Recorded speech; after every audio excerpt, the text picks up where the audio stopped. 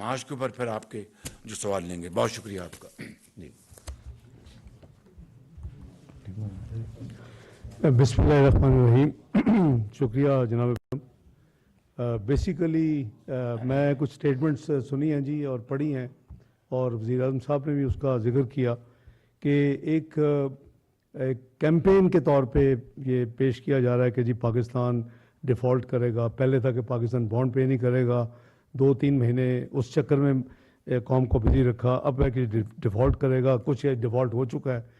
इस हवाले से मैं चंद गुजारिशात करता हूँ, पे जो सवालात होंगे मैं हाज़िर हूँ कि सिर्फ आप ये कंपेयर कर लें कि पीटीआई हुकूमत को और इमरान खान को क्या मिला था जब पीएमएल ने गवर्नमेंट छोड़ी थी, और ये कहाँ ये छोड़ के गए हैं। वो कंपैरिजन काफ़ी है। यानी जो महंगाई थी मुल्क में 4.68% थी, फूड इन्फ्लेशन 2% थी, जो जीडीपी ग्रोथ है 6.1% थी, स्टॉक मार्केट साउथ एशिया में बेस्ट परफॉर्मिंग थी, दुनिया में 5वें नंबर पे थी, और आपके जो पॉलिसी रेट है जिससे ऑब्वियसली बिजनेस और मईशत का पहिया चलता है वो 6.5% पे था। ये वो कोर चीज़ें थी जो कि इनको विरसे में मिली, और 25,000 अरब का मजमूई कर्जा था। चूँकि इनको शौक था कि ज़्यादा हायर नंबर दुनिया में जाके ये कहें, तो वो 30,000 अरब था। यानी मजमूई कर्जा और अदायगियाँ, हालांकि अदायगियाँ जो है वो प्राइवेट सेक्टर या पब्लिक सेक्टर जो कंपनीज हैं वो पे करनी है, वो बजट से पे नहीं होनी। तो चूँकि 30,000 बड़ा नंबर था, ये उसको हर जगह, ये जहाँ भी इन्वेस्टमेंट कॉन्फ्रेंस के लिए गए और फॉरेन विजिट किए, सऊदी अरेबिया, यूएई, अमेरिका, हर जगह पे जाके पहली बात ये होती थी जी कि हम डेट ट्रैप में हैं, और दूसरी बात ये करते थे कि जी यानी हम एक करप्ट नेशन है, या हम करप्शन की बात करते, और फिर तीसरी बात करते हैं हमारे मुल्क में सरमायाकारी करें आप आगे। मेरा ख्याल है कोई बिल्कुल ही अकल से पैदल होगा इन्वेस्टर जो ये सुन के कि पब्लिक हम डेट ट्रैप में हैं, और दूसरा ये कि हम एक करप्ट नेशन है और करप्शन अरूज पे है, और फिर आगे आपके लिए इन्वेस्टमेंट करें। ये मुझे उस लॉजिक की समझ नहीं है। बहरहाल अभी हम कंपेयर कर दें, इन्होंने ये 7 क्लेम किया था, अपने रिकॉर्ड चेक करें कि जी मैं आया, अगर मुझे कौम ने मौका दिया तो मैं 10,000 अरब इन कर्जों से कम करूंगा। 25,000 का जो है 15,000 पे आना था, और जो 30,000 था उसमें 20,000 पे आना था। ये इनकी कमिटमेंट थी कौम के साथ। इलेक्शन में अगर इनको जीत जाते, कहाँ छोड़ा इस हुकूमत ने पाकिस्तान को 2022 में जब हमारी गवर्नमेंट ऑफ यूनिटी आई और मियाँ शहबाज साहब को वज़ारत उज़्मा मिली, इन्फ्लेशन इंतहाई अरूज पे, वो आपके सामने है। रुपए का बेड़ा गर्क कर दिया, उसको उसकी कीमत आधी कर दी। लोगों को खाने की जो अशिया हैं वो उसकी कीमतें, आप पूरी लिस्ट है, किसी चीज़ में 100% से कम कमी नहीं हुई, और दवाइयों की कीमतें 300 से 400% हुआ। जो असल वादा था कि एक मैं रेवेन्यू डबल करूंगा, कि जी मैं ये इन्होंने तो पीएमएल गवर्नमेंट ने तो 5 साल में डबल किया है, मैं 1 साल में, ये आप ज़रा अपने रिकॉर्ड चेक कर लें, माजी के आपके मौजूद होंगे, 1 साल में करूंगा। बाकायदा उसकी स्क्रीन शॉट चली पूरे पाकिस्तान में। 8,000 करूंगा, इन्होंने 4,000, ज़रा अंडर 4,000 किया। वो 25,000 का कर्जा जो है वो ये 44,000 अरब पे लेके गए। पाकिस्तान की तारीख का बदतरीन इंक्रीज है। कभी इतनी तेजी के साथ 75,000 साल कर्जा 25,000 और 19,500 का इजाफा सिर्फ 42 महीने में। नंबर 1।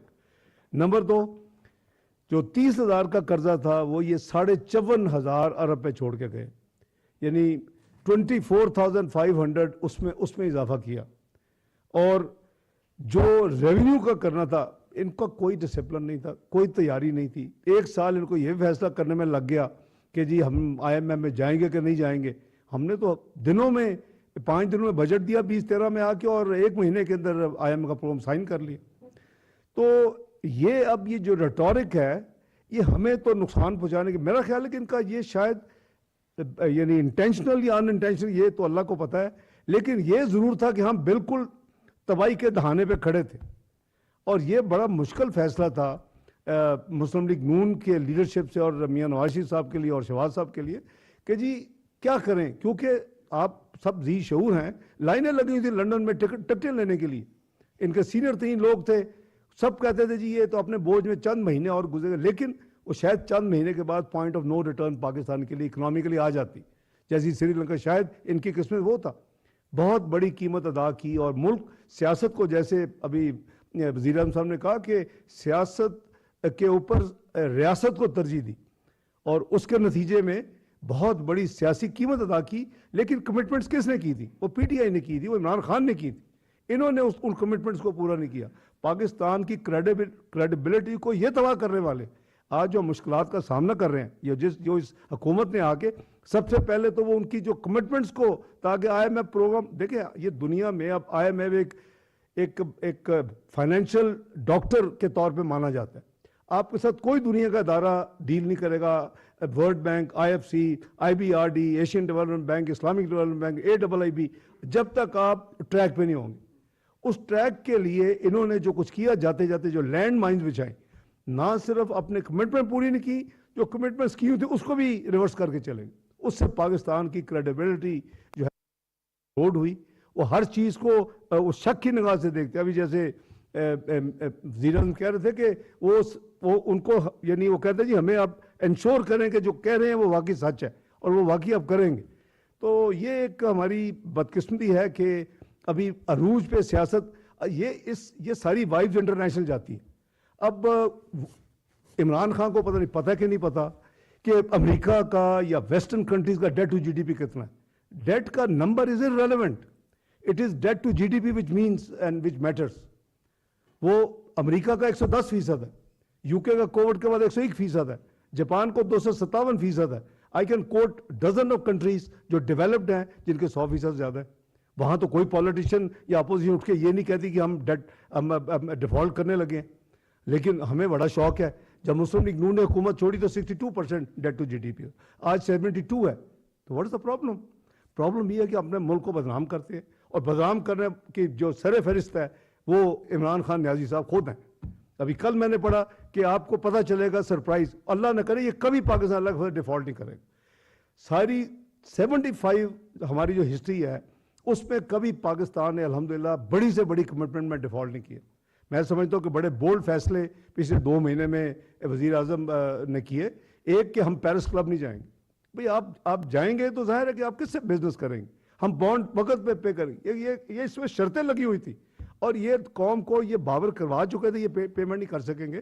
तो मैं आपके तवज्जुह से ये क्लियर करना चाहता हूँ कि ये जो डिफॉल्ट का रेटोरिक है ना, ये रेटोरिक इमरान खान के साथ कब्र तक तो जाएगा। ये पाकिस्तान इंशाल्लाह डिफॉल्ट नहीं करेगा, क्योंकि अगर आप ऑब्सेस्ड हो गए कि अपने मुल्क का आपने बेड़ा गर्क करना है, दुनिया में बदनाम करना है, उसकी रेपुटेशन ख़राब करनी है, उसकी रेटिंग्स ख़राब करनी है, उसको यानी दुनिया के फाइनेंशियल दुनिया में वर्ल्ड में नहीं बिजनेस करने देना, तो ऐसी statements are very good for those who are your enemies.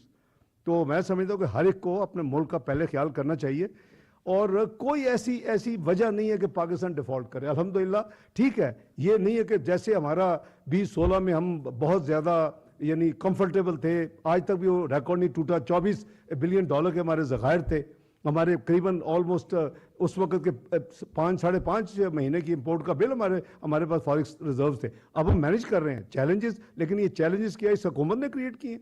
ये चैलेंज वो 25,000 का कर्जा जो 44,500 पे आप छोड़ के गए हैं, ये मुल्क का जो डेट सर्विसिंग 1750 अरब सालाना थी, आज ये 4,000 अरब क्रॉस कर चुकी है, going to touch close to 5,000। Who is responsible?